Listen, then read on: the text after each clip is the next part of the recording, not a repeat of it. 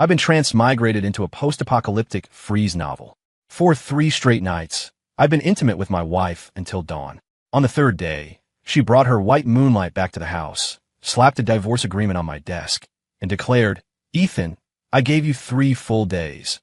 Consider it making up for the years of debt I owe you. I'll give you $100 million for a 15% stake in the company you hold. Since Liam is finally back in the country, let's just part ways amicably." I took the money and walked out without a second thought, and I made a little adjustment to the central air conditioning system in the mansion. The ice age was coming. Let the 2 of them roast in hell. I transmigrated to this extreme cold apocalypse, setting a mere 2 weeks before the event. After showering, my wife looked at me, hesitating, about to say something. I, of course, knew exactly what she was thinking. Her white moonlight was about to return. She was figuring out how to broach the subject of divorce. I had to admit, this female lead was stunning. Skin like fresh snow, a body with an hourglass figure and a trim waist.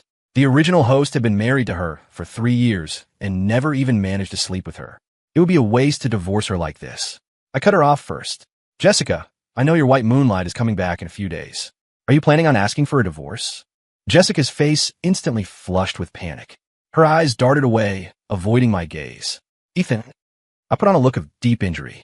"Jessica, you need to remember that 3 years ago, he was the one who dumped you to chase happiness overseas. You were devastated, and with the company on the verge of bankruptcy, you impulsively jumped into the lake to end it all. It was me who risked my life, jumping into that icy water, to pull you back when you were near death. It was me who worked day and night for years, drinking myself into the hospital to save your company. Now you have money, and the company is back on track, and you want to kick me to the curb? Jessica, I never thought you could be so ungrateful." Jessica remembered my selfless dedication over the years. Her eyes welled up with tears. The guilt in her eyes deepened. She lowered her head, her voice so quiet it was barely audible. "Ethan, I've treated you terribly all these years. I'll compensate you more." This woman was shameless. A simple, "I'm sorry," and "I'll compensate you" to dismiss me. If she weren't so beautiful, I wouldn't bother playing along with her act. My eyes filled with feigned sorrow. I took a deep breath, then ground out through clenched teeth. "Jessica, you know how much I love you. We've been married for 3 years, with only the title, not the reality. I know your white moonlight lands in 3 days. I can grant you the divorce, but for these next 3 days, I will exercise my rights as a husband. After 3 days, I'll set you free." "Ethan, this..." Jessica suddenly looked up. Her lips trembled slightly. Her expression was complex: surprise, embarrassment, hesitation, and a shade of inescapable guilt. I stared directly into her slightly widened eyes, my expression shattering. "You won't even grant me that. Jessica, you told me to give you some time. I gave you 3 whole years. Were you lying to me the entire time?" Jessica panicked. She rushed over and grabbed my arm. I didn't. I shoved her away, letting out a few self-deprecating laughs, my voice desolate and despairing. "Jessica, I never thought you were this kind of person. You lied to me for 3 years just to get me to work myself to death for you. I was such a fool. If that's the case, what meaning is there in me staying alive?" After all, her white moonlight hadn't returned yet. For these 3 years, the original host had been genuinely devoted to her, giving her everything. People's hearts are made of flesh and blood. I didn't believe she felt nothing for the original host's years of selfless sacrifice. As expected, the moment I said that, Jessica panicked. She threw her arms around me. "No, it's not like that at all." I tried to pry her hands off, but she only held tighter. "Fine, I agree. But after 3 days, you have to keep your promise." And so, I spent 3 consecutive nights being intimate with Jessica until dawn. I certainly wasn't going to go easy on her. I considered it collecting some overdue interest on behalf of the original host. During those few days, I planted micro cameras in every nook and cranny of the Shun family mansion. On the 3rd day, Jessica left early in the morning. By noon, she returned with her white moonlight Liam. When Liam saw me, his eyes were full of smugness and challenge. "You must be Ethan, right? It must have been hard for you looking after Jessica all these years I was gone." I met his gaze and grinned. "Hard? What's hard is what your precious Jessica experienced these last few nights. That was hard." Liam froze, his face instantly darkening. He clenched his fists so tightly his knuckles turned white. He was a seasoned ladies' man. He hadn't taken a break overseas. Jessica had repeatedly sworn to him that she never let me touch her. But when he saw her at the airport earlier, He'd noticed a change in her demeanor and gait that confirmed she was lying. Now, my words verified his suspicion, setting his rage ablaze. Jessica's face burned crimson. Any last shred of guilt she felt for me vanished. She shot me a fierce glare, then pulled me into the study. She slammed the divorce papers in front of me. Ethan, I kept my word and spent 3 full days with you. Consider it compensation for what I owe you over the years. I'll give you $100 million for the 15% of the company stock you hold. I'll arrange for Liam to move in, and we'll go our separate ways. In reality, given the company's current valuation, my shares were only worth $60 million. We had a prenuptial agreement signed when we got married. Asking for more was practically impossible, and I was short on time. I thought for a moment and then said, fine, but I need a place to live now. I want the title to the private hot springs villa on Cloud Mountain transferred to me. The extreme cold apocalypse was coming. The hot springs villa was remote, situated on high ground with no neighbors in sight. The best shelter I could imagine. Moreover, Jessica only stayed there a few days during the snow season. It was vacant most of the time. She didn't care much about it, so she'd probably agree. As expected, she stared at me for a few seconds, then grit her teeth. Deal. But if you dare provoke Liam again, I will never forgive you. Done. The apocalypse was practically here. I'd get the money and leave. Who had time to provoke this two-faced phony? Besides, I'd already tampered with the central AC in that villa. It wouldn't last long before it quit. Let them suffer. In the original book, the original host had absolutely refused to divorce or move out. Sure enough, within 2 days, Liam brought his mother and cousin to stay. By then, it had started snowing heavily. Jessica's company had only just returned to profitability. The last 3 years had been financially tight. The villa only had one housekeeper to cook and clean. As the snow grew heavier and the temperature dropped further, the housekeeper refused to come in anymore.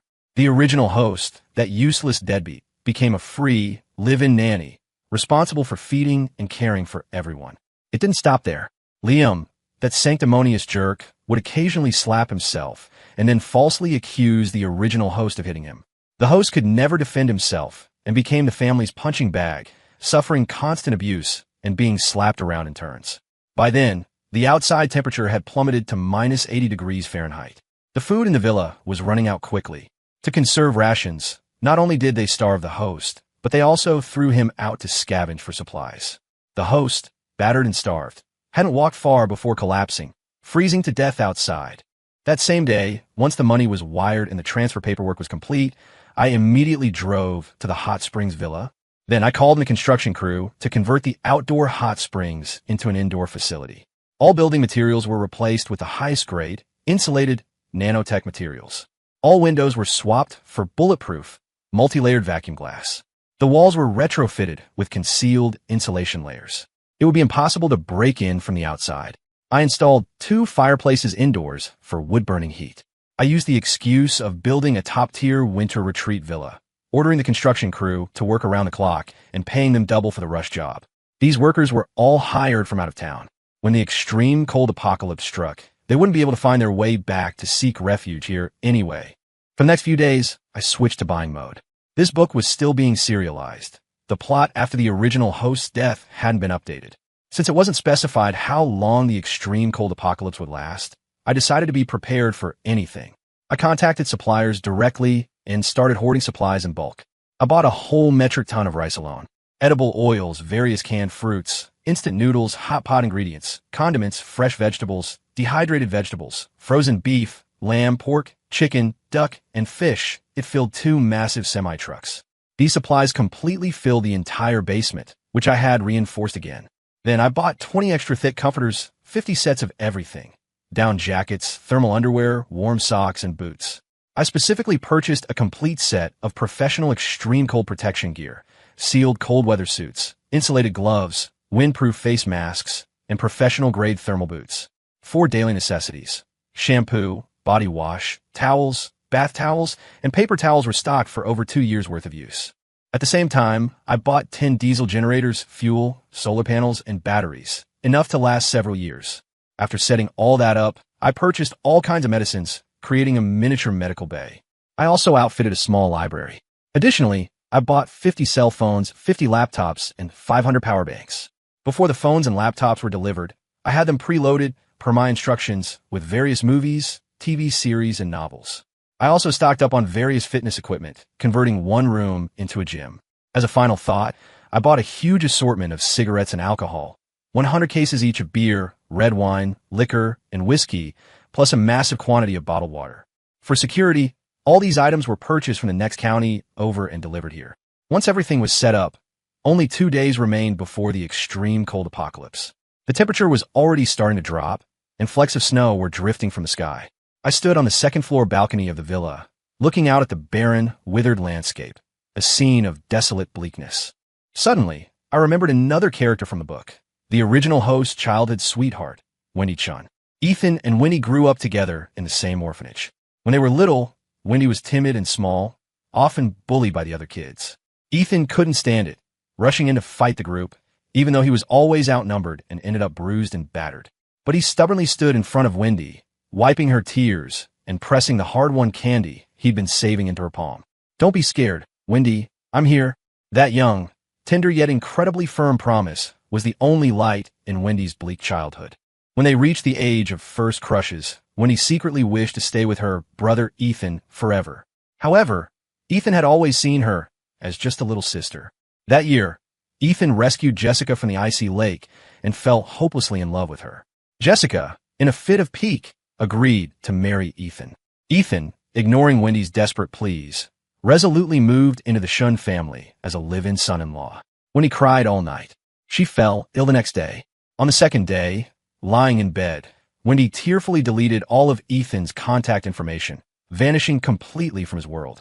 She didn't hear from him again until the apocalypse struck. Perhaps due to her frail health and failure to store enough supplies, she died even sooner than Ethan. Just before she passed, she sent Ethan one last text. "Brother Ethan, goodbye. You must be happy." That foolish woman, even in death, was still thinking of the man who broke her heart.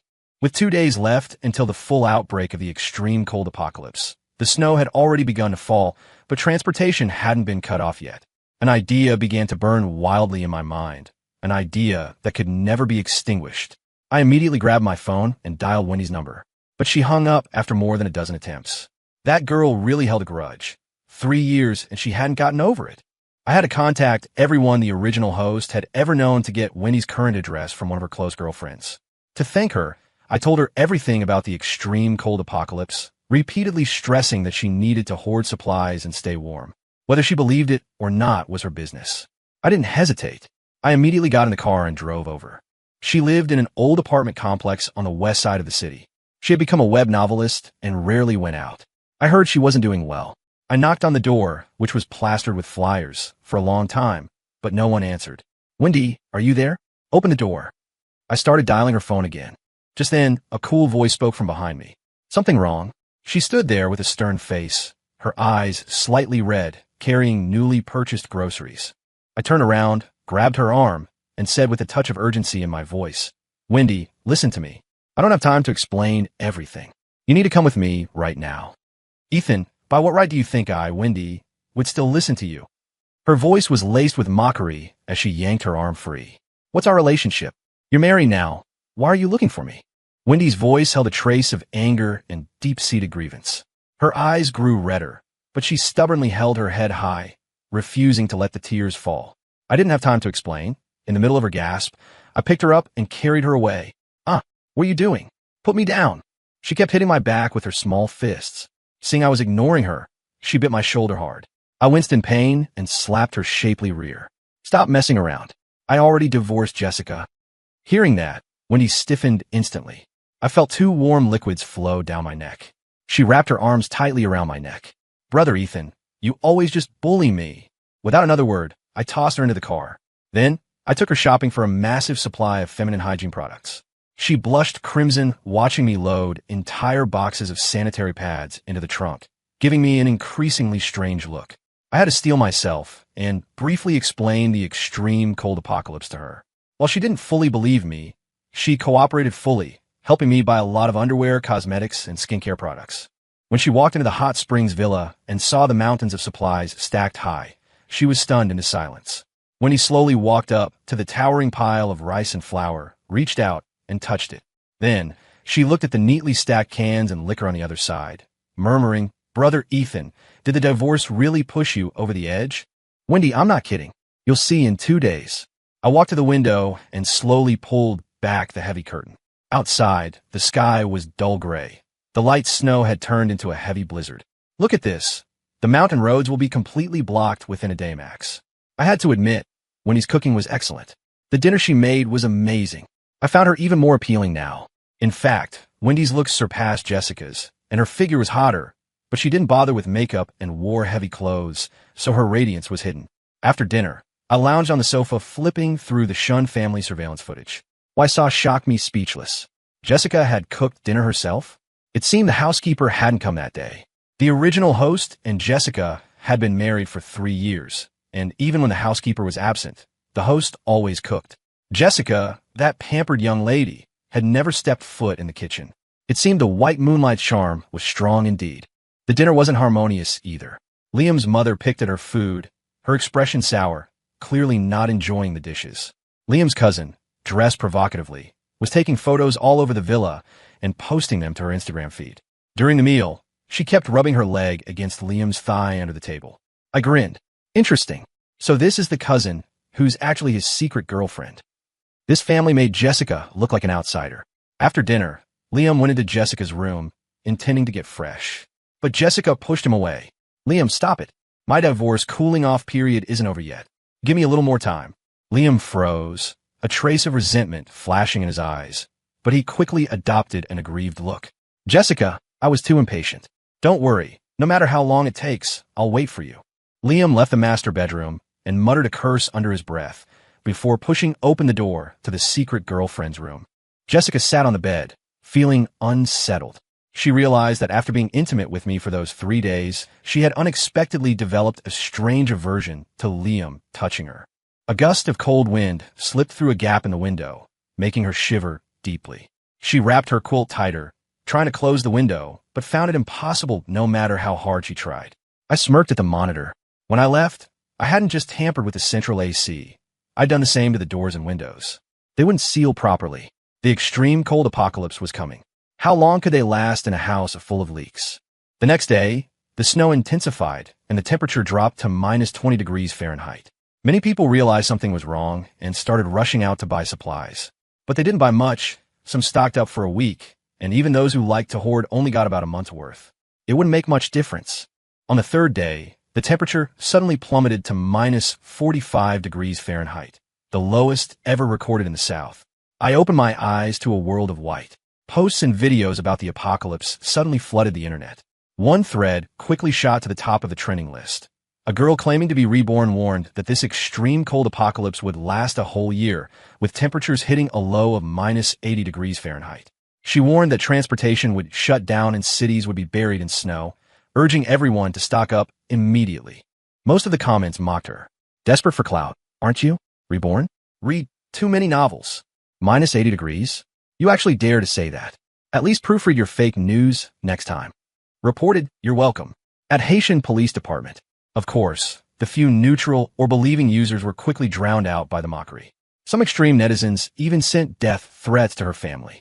The authorities issued the highest-level cold weather alert, reminding the public to lock their doors and windows and take all necessary precautions. Wendy looked at the apocalypse thread, her hand gripping her phone so tightly her knuckles were white. She looked up at the raging snowstorm outside, then back at the mountains of supplies piled inside the villa and all the professional warming equipment. A chill shot up her spine, not from the cold in the air, but from a fear deep in her heart. Brother Ethan, you. Her voice was a little dry. How did you know about the extreme cold apocalypse in advance? And the lowest temperature is exactly what that reborn girl on the internet said. I turned to her with a mysterious smile. Guess. Wendy paused, then suddenly remembered the reborn girl, her eyes widening in understanding. Don't think about it too much. I walked over and pulled her tightly into my embrace. These supplies and food are enough for us to survive for 2 years. Just know that we are safe. That's all that matters. Wendy instinctively nestled into my chest, a clear sense of security and dependence appearing in her eyes. Just then, my phone vibrated suddenly. It was Jessica. On the video call, Jessica hesitated before speaking. Ethan, our cooling-off period isn't over. Why don't you come back and stay for a while? The housekeeper hasn't come, and I can't cook right. I'm just used to your cooking. I scoffed. Oh, so you want me to come back and be your maid?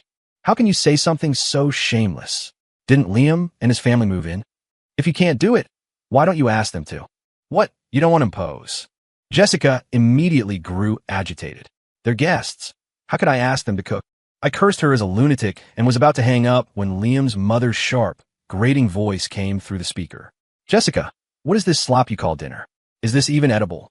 Didn't you say you'd call that ex-husband of yours back? Why are you wasting time talking to that good-for-nothing? Tell him to get back here and cook. Are you trying to starve us? Jessica's voice was laced with embarrassment and pleading. Ethan, I'm begging you. Come back. We need you at home. Liam, they aren't used to cooking this stuff. I directly aimed the phone camera at the simmering, fiery red hot pot Wendy had just prepared. That's your problem. I'm eating hot pot now. Don't the hell bother me. However, Jessica saw Wendy through the video feed. She suddenly shrieked.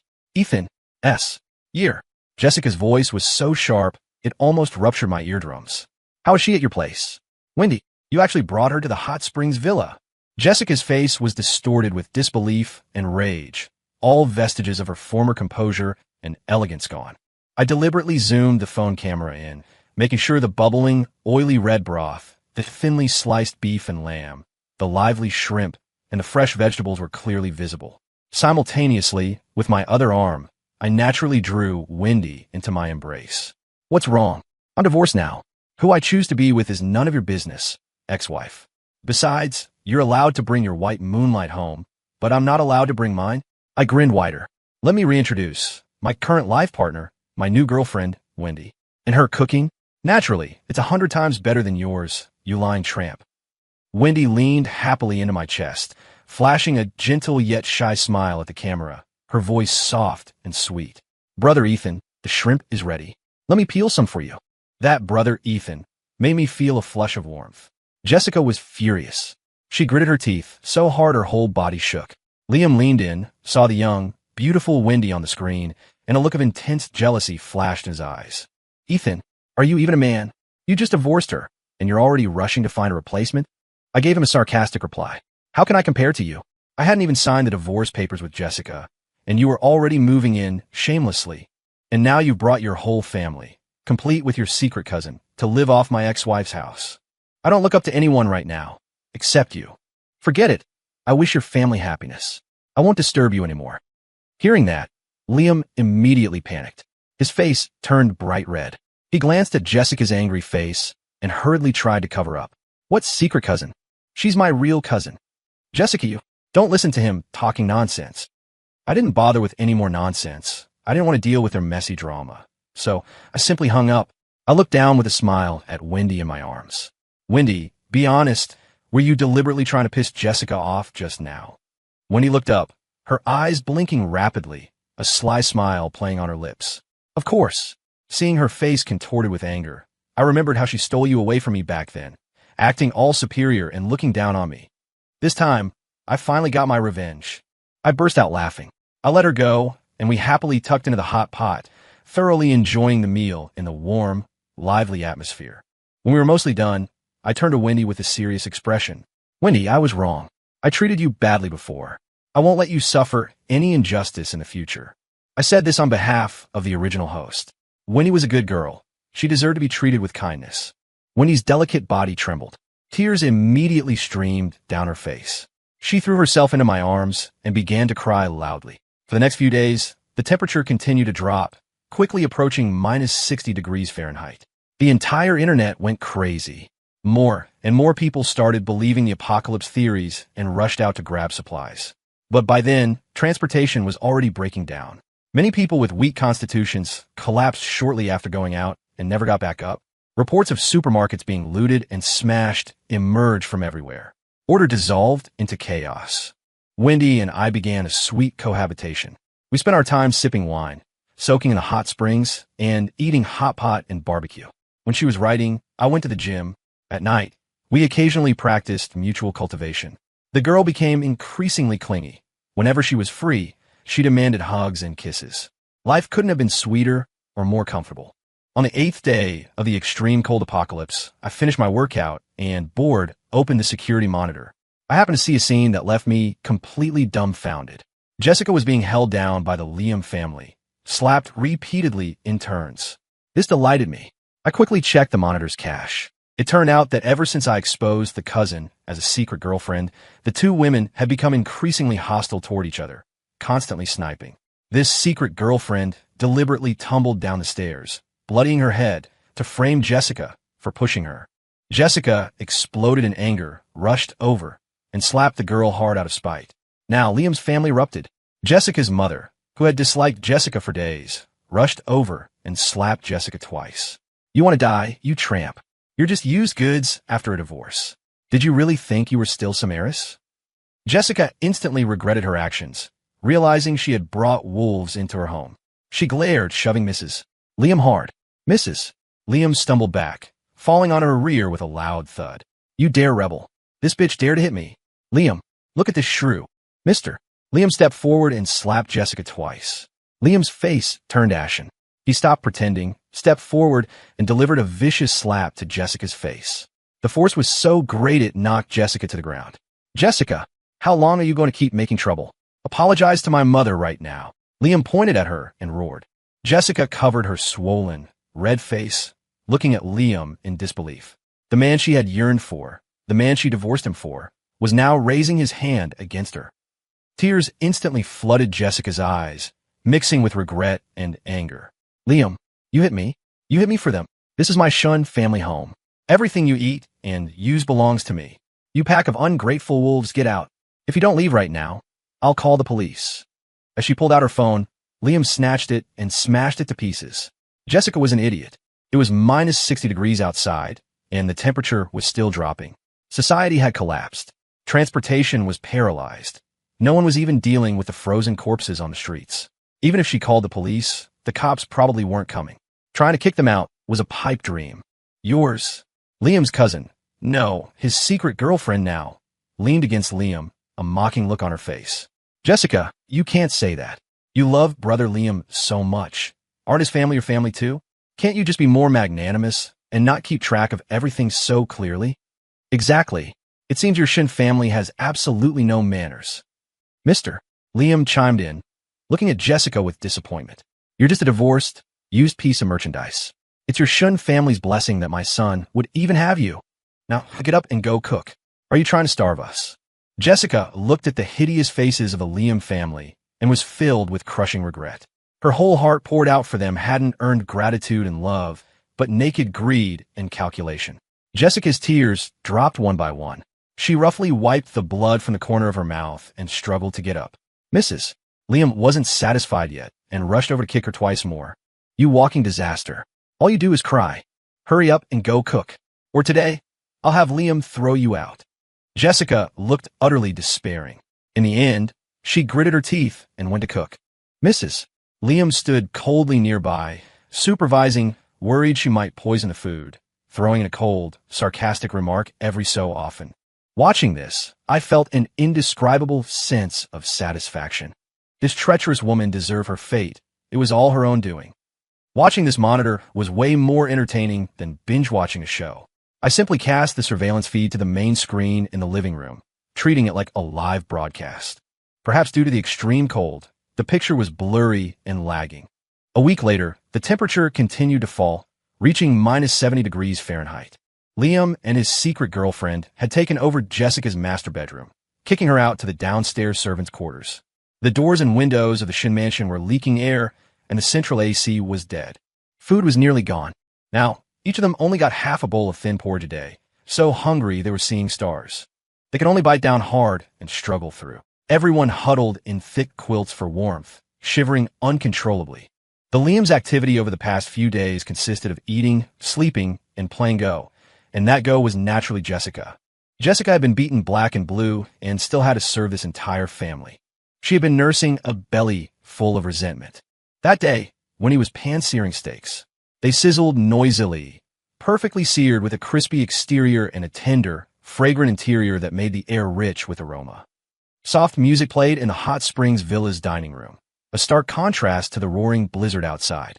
Wendy, wearing a comfortable cashmere loungewear set, had a radiant smile. She brought over the finished steak, carefully cut off a small piece, but didn't eat it herself. Instead, she leaned over and brought it to my lips. "Brother Ethan, hurry and taste my handiwork." I took a large bite, and the flavor exploded on my taste buds. I was completely satisfied. I had to admit, this girl's cooking was genuinely excellent. I'd have great meals for years to come. We raised our glasses together, tapped them lightly, and drained them in one go. Wendy glanced at the blurry, noisy surveillance feed and asked hesitantly, "Brother Ethan, do you think they'll survive this time?" I used a napkin to wipe my mouth, leaned down, and kissed her smooth forehead. -70 degrees, virtually no effective protection from the cold, and food almost completely cut off. The chance of survival is infinitesimally small. Wendy pointed at Jessica on the monitor, and suddenly her eyes widened. "Brother Ethan, look what she's doing." I followed her gaze and saw Jessica pouring the thin porridge she'd cooked. But instead of taking it to the Liams, she was secretly drinking it all herself. Mrs. Liam, who had come to supervise, caught her red-handed and let out a piercing scream. "You bitch! What the hell are you doing? You drank all the porridge. What are we supposed to eat?" "Jessica, you wretched thing. How can you be so vicious? Are you trying to starve us all to death?" Liam rushed over at the scream. We saw the scene. Rage shot straight to his head. His whole family was starving, their stomachs empty, their vision blurry. And this Jessica dared to secretly drink all the porridge. Wasn't she pushing his entire family toward death? Liam's eyes instantly turned bloodshot. He stared fixedly at Jessica and roared, "Jess, I see it." He forced the 3 words out between clenched teeth, his voice twisted by hunger and fury. Jessica, her hair being yanked by Mrs. Liam, wore a maniacal smile on her face. "Ha, I'm vicious. I'm a jinx. You pack of bloodsuckers, you wolves in sheep's clothing. You eat my food, live in my house, and then beat me half to death every day. This is my rice. Why shouldn't I eat it? I'd rather dump it in the snow than give it to you animals." Those words seemed to light the fuse on a stick of dynamite. Veins pulsed on Liam's forehead. He lunged forward and delivered a vicious slap to Jessica's face.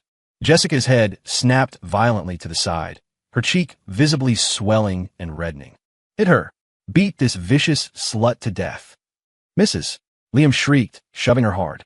Jessica crashed into a nearby cabinet with a loud crash, sending several bags of dried beef and large bags of chocolate tumbling out. The air instantly froze. It turned out the family starving with empty stomachs these past few days was only them. Jessica had been secretly eating behind their backs all along. Seeing her secret exposed, Jessica broke, laughing wildly. "Haha, why are you all looking at me like that? This is my house. Is it wrong for me to eat my own food?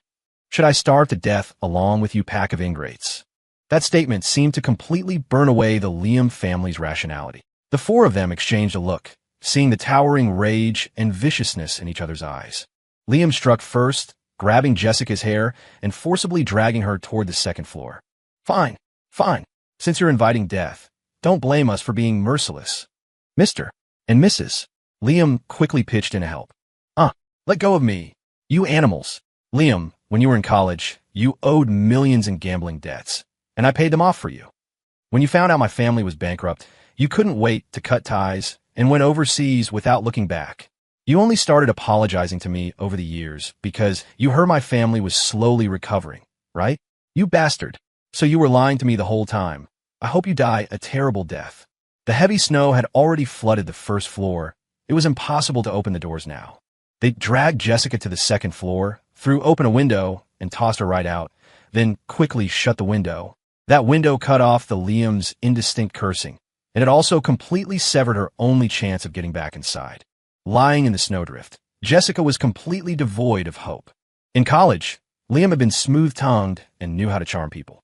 Coupled with his handsome, refined looks, he was the white moonlight for many girls. Jessica was one of them. Only at this moment did she finally see Liam's true face clearly, realizing how utterly foolish she had been. The piercing cold instantly felt like billions of icy steel needles stabbing into her skin, the pain almost suffocating her. Her survival instinct took over, and Jessica struggled to quickly climb out of the snow hole. Her teeth chattered uncontrollably. She looked around. The entire world was a vast expanse of white. It seemed only the furiously raging snowstorm and her tiny existence remained in the world. I can't go back. The current Shin house was a hell on earth, colder than this ice and snow. A single, wild thought surfaced in her freezing mind. Cloud Mountain, Ethan's hot springs villa. It had food, a natural hot spring. Yes, go find Ethan. Ethan loved her to the bone. If she knelt down, admitted she was wrong, and begged he surely wouldn't let her die. This thought gave Jessica immense strength. She identified the direction of Cloud Mountain and began shuffling forward, sinking deep into the snow with each step. The heat in her body was rapidly draining away. Frost covered her hair and eyelashes. Her limbs grew stiff, her vision blurred. As her consciousness faded, scenes flashed before her eyes like a movie. All scenes where the one being abused wasn't her, but Ethan. The one finally thrown out and frozen to death was Ethan. Ethan, I was wrong. I was so wrong. I'm sorry. I'm so sorry. She muttered, her voice quickly swallowed by the merciless blizzard. She collapsed to the ground, never to rise again. A week later, the temperature dropped to minus 80 degrees Fahrenheit. The Liam family soon froze to death as well. They lay motionless in the icy villa, utterly silent. Later, the city's entire power grid failed, and the world fell into absolute silence. Luckily, I had prepared backup generators, and the hot springs flowed continuously in the villa while the fireplaces provided heat. The indoor temperature remained above freezing. A year later, the extreme cold apocalypse ended. The temperature gradually warmed, and the world slowly regained its vitality. When he suddenly gagged, my heart skipped a beat, and I quickly rushed over to steady her, gently patting her back. When she calmed down, she looked up at me, her voice tinged with nervousness. "Brother Ethan, that thing.